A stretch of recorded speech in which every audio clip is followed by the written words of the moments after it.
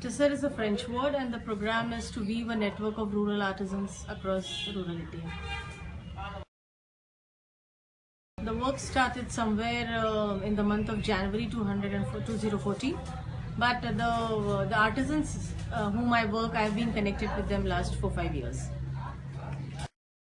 I work in a project with the World Bank called National Rural Livelihood Mission, and because of that I travel across the country and meet these artisans on and off.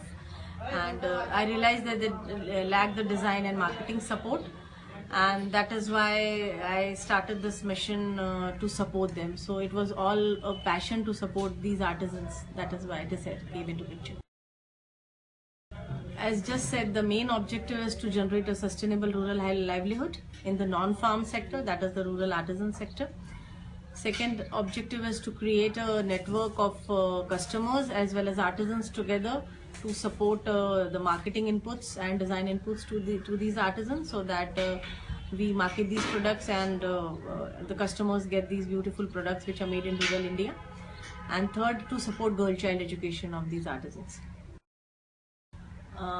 As a profession, I used to meet them very frequently as a part of Rural Livelihood Mission in the community. I used to visit across the country, and that is how I realized that they need support, and that is how I just started it. As I put the seeds to start it, and then by the grace of God, it has grown big. It's all self-funded. I put my personal money into it, and one or two friends also supported.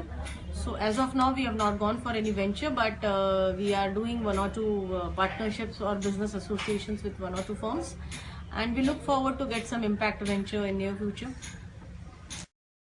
Yeah, it's a bit difficult, but since there is so much of passion and I really want to support, give it back something to the society, so I've been able to manage it very efficiently, it seems.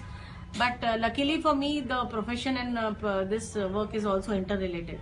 Everything is related to rural livelihood, sustainable development. So that is my profession also, as well as this work also. So it's not as a contrast to any other profession. Of course, they do support. Everybody supports. In fact, my children even help me do modeling. So their friends also support. So they have been continuously supported. Okay. Community, being an entrepreneur itself is a challenge. Then being a woman entrepreneur, it's a double challenge. And then being a social entrepreneur with a woman, it's a third degree of challenge. But the land or the environment as of now is really very fertile and very helpful. There are a lot of ventures in the picture, a lot of encouragement to women part of entrepreneurs. So that is why we got mentorship from a few organizations also. Maybe I'll brief on that over a period. So I think it's wonderful. The experiences are wonderful.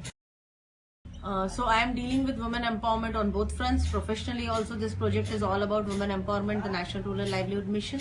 And personally on this Tisser also, all 90% women artisans work with us. So it's been really challenging, but luckily the women want to supplement their households, so they do support this artisans and all. So it's working out well, but it is quite a lot challenging because a lot of products come from women. So they have to focus leaving the household chorus and all that. So it's a challenge many times. So the message to the young generation and different women in the urban areas is that we should try to give something back to the society, because we have born and we are in a better place geography wise. We are in urban areas, we have got better livelihood options, we have got education, we have got our parents to take care of everything. But in rural areas the things are really difficult. Many a times for three days there is no water, there is no electricity, there is no livelihood, and that is why this rural urban migration is taking place, and which is also giving a lot of pressure to the urban areas. So if we could generate a lot of rural livelihood in the places where they belong to, it is good for both of them, so us also, them also. And so it's necessary that we give back to the society in whatever small form we can do. And second, if you want to do something good, we don't need a lot of support, we don't even need a lot of money. Only the basic initiation or the basic passion should be there, and if we start with a basic objective, slowly it grows, and like Tisser has grown now.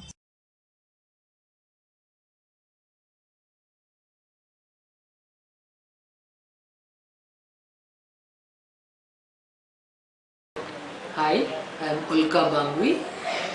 I am currently working as the Director of Awareness and Detection with the Indian Cancer Society, which is the largest and oldest NGO in the cancer sphere. I have had an experience of about 20 years in advertising prior to this.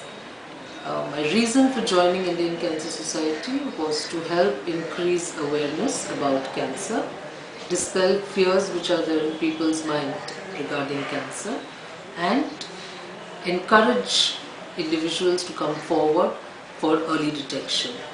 Because as you know, cancer is curable when it is detected early. Our objectives are very clearly to reach the largest number of people in both urban as well as rural India, create awareness amongst the rural population and the urban population about cancer, and to try and get maximum people possible for screening against cancer. My objective behind getting into the Indian Cancer Society and the social sector was to give back to society. At every stage in life, there comes a time when you want to stop thinking about material things in life, and when you're in a position to give back, yes, you would definitely like to return whatever society has given you. Funds that are raised by the Indian Cancer Society come from various corporates and social organizations and trusts, and we have developed various programs which are sponsored by corporates under their corporate social responsibility programs. Well, my program for awareness and detection, we have been able to reach out to the poor. 90% of our camps are for the underprivileged. We have gone door to door and provided awareness programs and detection programs at their doorstep, absolutely free of cost. So a lot of people who would have otherwise never been able to afford this kind of screening have been able to avail of the same. Women empowerment is something which I believe lies in the hand of every woman. It is very easy to blame society and say that my family does not allow me, or the male system does not allow you to move ahead. But I think if you set your heart on achieving what you want to, it is not very difficult. Yes, there is a lot of hard work that has to be put in, a lot of dedication, a lot of passion towards your work, and a lot of compassion with your teammates and team members. And if your performance is good, you work hard, you're doing well, any dreams that you might have are easily achievable. Well, day-to-day work is definitely performing and excelling in whatever I set out to do. Fortunately, I have never had the experience where I was compared to a male colleague, or I found it very difficult moving ahead in life or getting my promotions and reaching the position where I was, where I am today as well. Because simply the kind of hard work that women put in, the compassion, the dedication, I think all that surpasses any kind of politics and all that you would like to play to get ahead.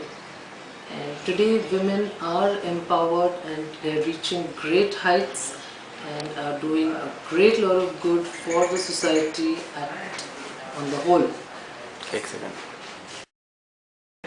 My message to the youth and to the women is, go ahead, dream big, and give it your 100% and realize your dreams. I'm sure you will be able to do it.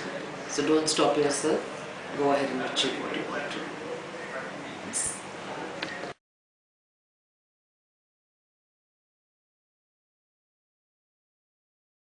Okay, so Monday to Friday I have a 9 to 9 job.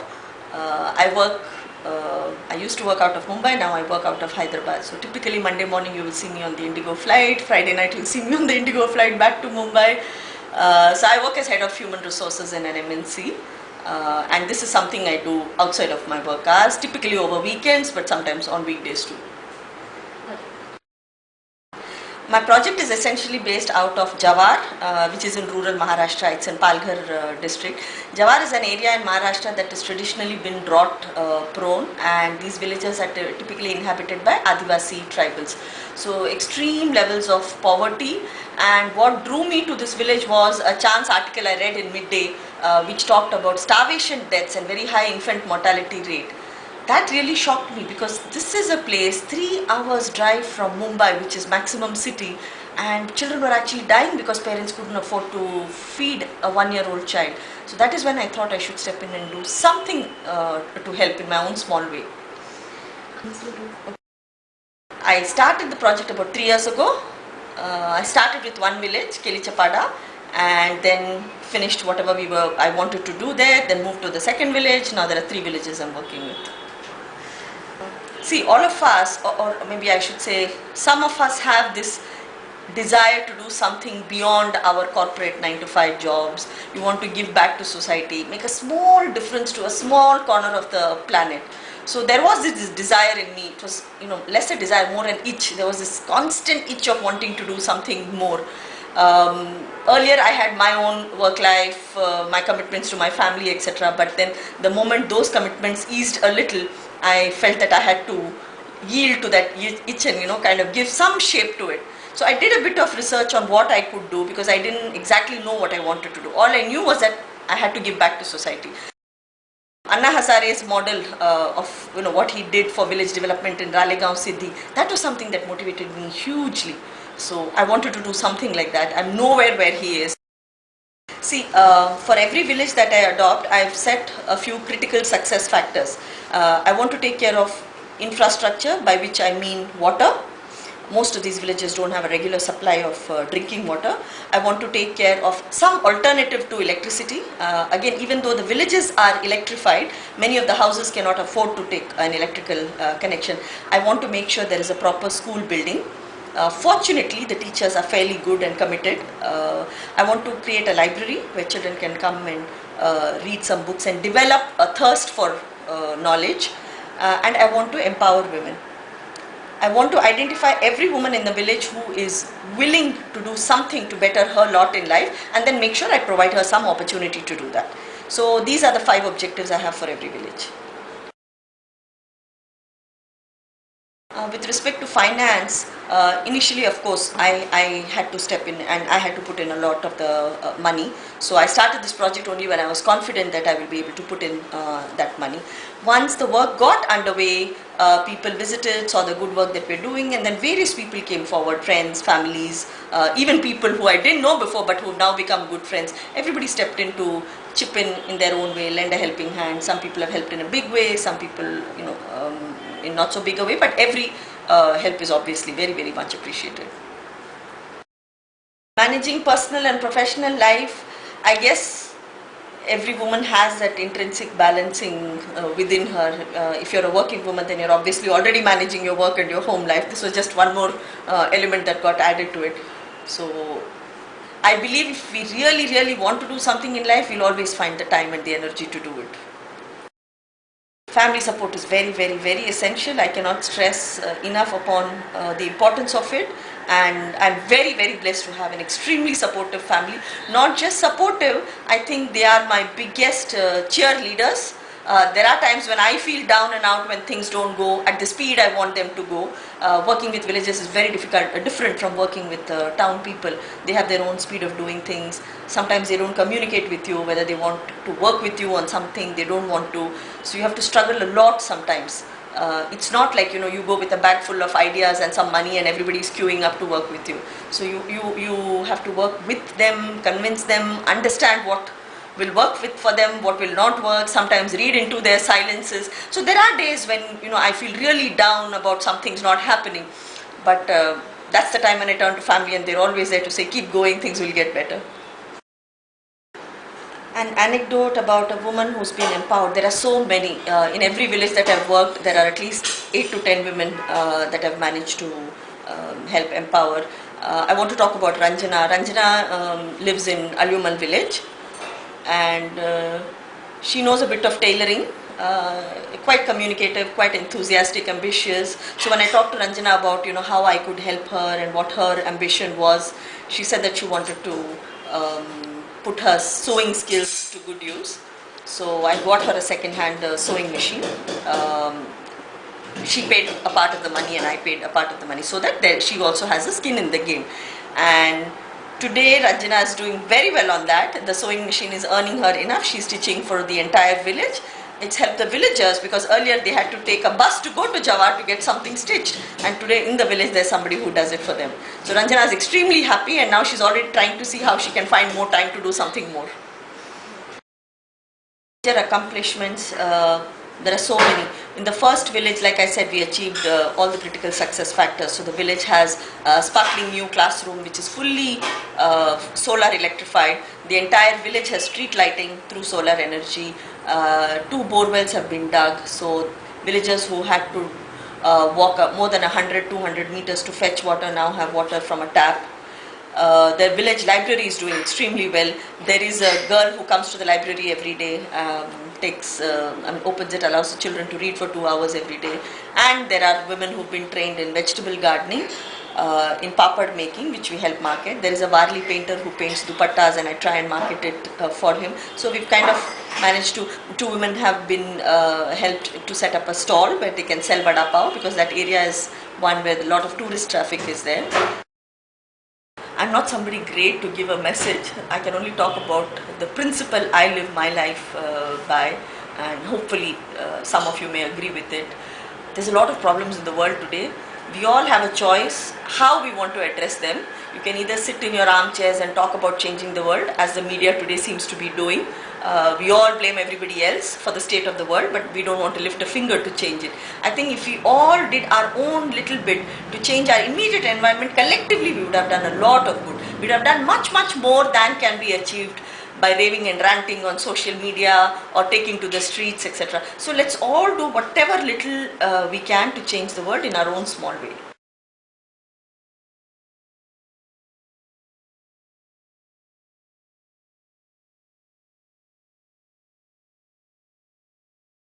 I'm working for National Association for the Blind.